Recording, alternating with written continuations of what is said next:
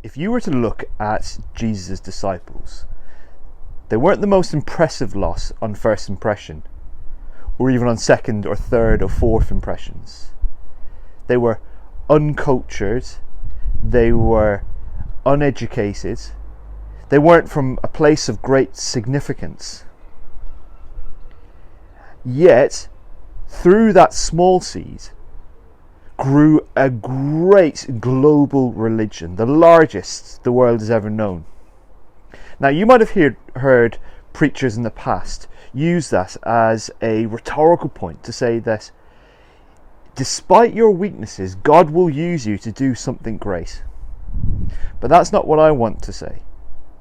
I want to say to you is that when we see the way Scripture speaks, is that actually God uses us because of our weakness. God chooses the foolish and the weak to show his power and his wisdom. That's his way.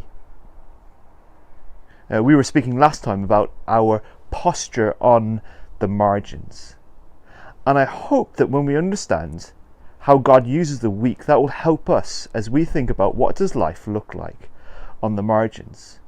If we were to adopt our current culture's view of power, of influence, of status and authority, then our first idea will to be try to get right back into the seat of influence.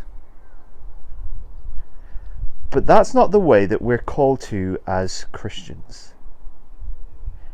You see, we're not called to puff out our chests. We're not called to go out and find the influential because that's how God will win many people. No, we're called to a posture of dependence on God. We're called to give ourselves to him so that he might show himself to the world.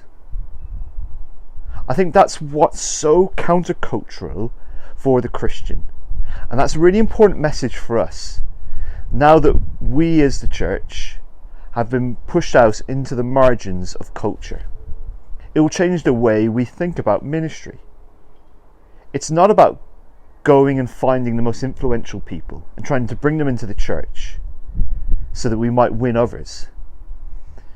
No, it's us trusting in God, who by his Spirit will work through us, even when we are weak, even when we seem foolish. He uses us for his work. So hopefully, instead of adopting the posture of power, instead maybe we can adopt the posture of dependence as we live on the margins.